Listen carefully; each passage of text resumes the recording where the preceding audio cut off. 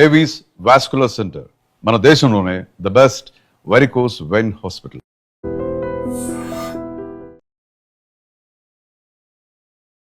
చిన్నప్పటి నుంచి ఒకరితో మాట పడకూడదు, ఏది చెప్పించుకోకూడదని నాకు నేను గీత గీసుకుని బాగా చదువుకొని అన్ని రంగాల్లో ముందుండేలా సెల్ఫ్ స్టడీలో అన్ని నేర్చేసుకునేదాన్ని. నా తండ్రి గారు ఎంతో మంచి పేరు మర్యాదలు గల వ్యక్తి, చాలా కష్టజీవి మరియు త్యాగానికి పెట్టింది పేరు. ఆయన నా హీరో అండ్ రోల్ మోడల్. ఆయన పరువుకి నా వల్ల చెడ్డ పేరు రాకూడదని ఎంతో జాగ్రత్తగా ఉండేదాన్ని. 2018లో నా జీవిత తోడు, నీడ, నా బెస్ట్ ఫ్రెండ్, నా కష్టాలన్నీ తట్టుకొని నిలబడటానికి కారణమైన వ్యక్తి నా తమ్ముడు సతీష్ని కోల్పోయాను. నా కొడుకు రియోకి ఫాదర్ అటాచ్మెంట్ అస్సలు లేదు. అలానే మమ్మల్ని నా భర్త ఎక్కడికి పెద్దగా పంపేవారు కాదు. ఓన్లీ రావులపాలెంలో ఫంక్షన్స్కే తీసుకెళ్లేవారు. అలానే వాళ్ళ పేరెంట్స్, సిస్టర్స్, కజిన్స్ ఎవరితోనూ కలవనిచ్చేవారు కాదు. పిల్లాడికి ఆల్వేస్ లోన్లీనెస్ ఉండేది. నేనే కాకినాడలో ఒక 2 years బయటకు తిప్పి కొంచెం అలవాటు చేసేదాన్ని. ఈ సాదిక్ నా రియోతో చాలా ఆడిస్తూ ఎంటర్టైన్ చేస్తూ వాడి నుంచి మా ఇంటి విషయాలు, నా భర్త ఎక్కువ ఉండరు అన్న విషయాలు తెలుసుకునేవాడు. నాకు ఆ టైంలో ఉన్న భయానికి నేను ఎవరైనా లాయర్స్ కోసం ట్రై చేస్తున్నానా అని నా ఫోన్ కూడా వినేవాడు. స్లోగా నా పర్సనల్స్ తెలుసుకుంటూ ఇద్దరం ఫ్రెండ్స్ అయ్యాం. అలానే క్లోజ్ అయి నాకు నా లైఫ్కి సపోర్ట్ ఇస్తా అన్నాడు. ఎంతగానో నమ్మాను. కానీ నన్ను కొన్ని ప్రైవేట్ విషయాలు అడ్డు పెట్టుకుని బ్లాక్మెయిల్ చేయడం మొదలుపెట్టాడు. అది నేను ఎదిరించిన ప్రతిసారి నన్ను చాలా గట్టిగా కొట్టేవాడు.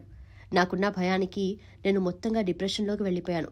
చాలాసార్లు తట్టుకోలేక చచ్చిపోదామనుకున్నా రియోని చూసి ఆగేదాన్ని.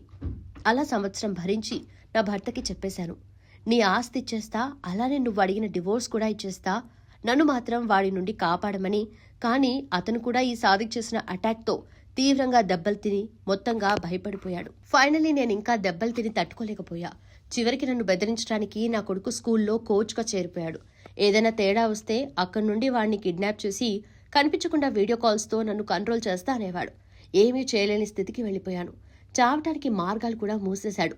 దగ్గరలో ఎప్పుడూ స్లీపింగ్ పిల్స్ పెట్టుకునేదాన్ని. అలాంటి టైంలో నా భర్తని వరల్డ్స్ మోస్ట్ డేంజరస్లో 2nd ప్లేస్లో ఉండే కెమికల్ అంట, అది ఇచ్చి చంపేశాడు. దానికి నా కొడుకు ప్రాణం అడ్డు పెట్టాడు. సాదిక్ ఆ కెమికల్ ముంబై, కెనడా నుండి తెప్పించాడు.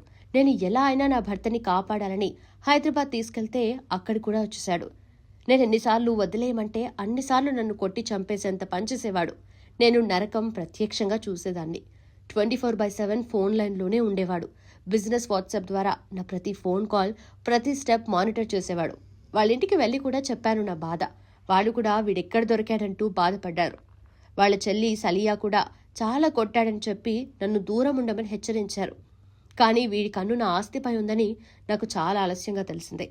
నేను నా భర్త హాస్పిటల్లో ఉన్నప్పుడే ప్లాన్ చేసుకున్నాం. కానీ తను చనిపోయాక ఇతను నా మీద మొత్తం కంట్రోల్ తీసుకున్నాడు.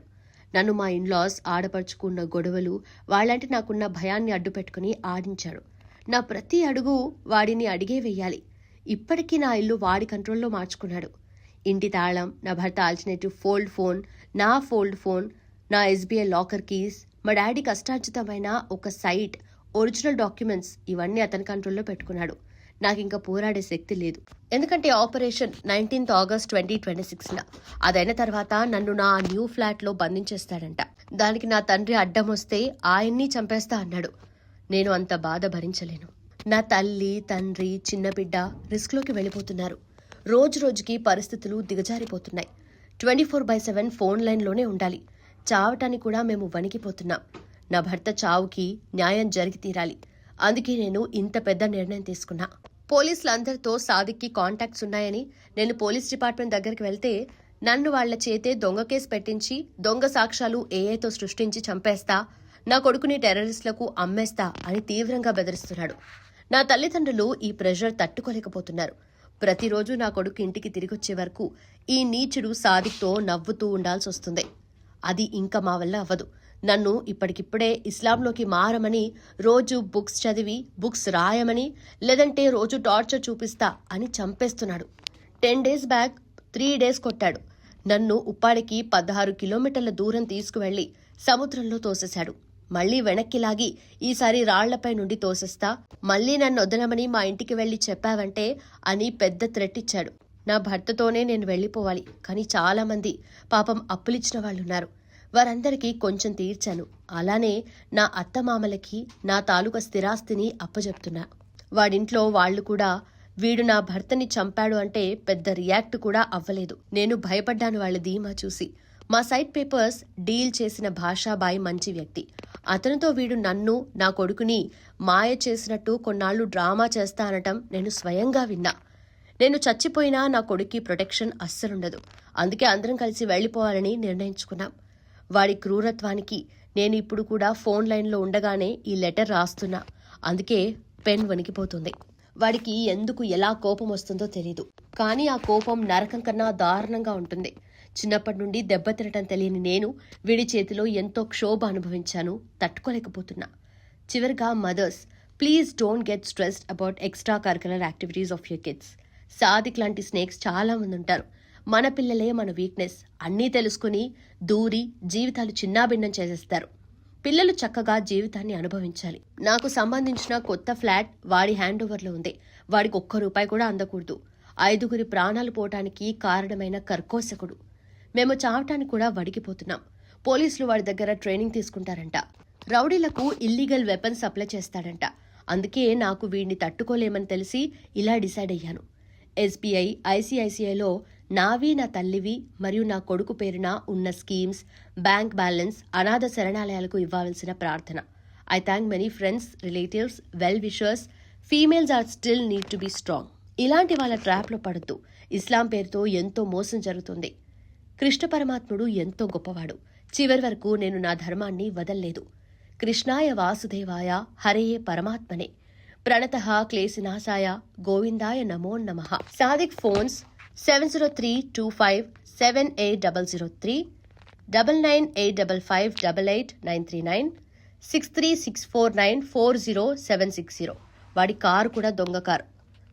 వాడు గొప్పగా నటిస్తూ వాడి మతం ముసుగులో అక్రమాలు చేస్తున్నాడు. Address 2 town police station back streets beside Jain temple, 2nd floor. వాడి బావ ముబషీర్ని కూడా పోలీస్ ఇన్ఫ్లుయెన్స్తో ఇరికించేశాడు. వాడి అక్కతో తప్పుడు డ్రామా ఆడించి రికార్డ్ చేసి మరి చాలా మంది పిల్లల్ని క్రూరంగా కొడతాడు. కానీ అందరూ హార్డ్ వర్క్ చేయాలని పేరెంట్స్ తట్టుకుంటారు. కానీ కొంచెం మందిని మాత్రం పేరు కోసం మంచిగా ట్రీట్ చేస్తాడు.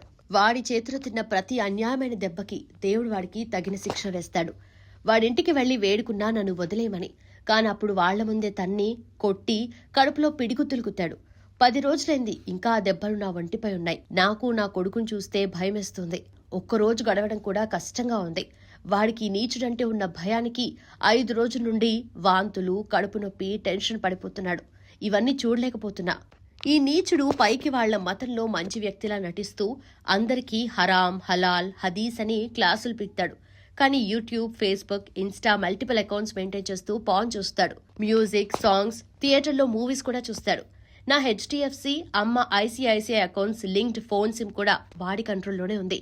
ఈ లెటర్ స్కాన్ కాపీ నేను MP ఉదయ్ గారికి, MLAస్కి, SP గారికి అందరికీ అందజేయ ప్రయత్నిస్తున్నా. ఇలాంటి నీచమైన ముస్లిం వ్యక్తి వల్ల అసలైన ముస్లింలు కూడా ఇబ్బంది పడుతున్నారు. అందరూ జాగ్రత్త, especially kids, girls, young mothers. కృష్ణాయ వాసుదేవాయ హరయే పరమాత్మనే ప్రణతః క్లేశనాశాయ గోవిందాయ నమో నమః. ఆఖరి నిమిషం వరకు కృష్ణ పరమాత్ముని స్మరణలో.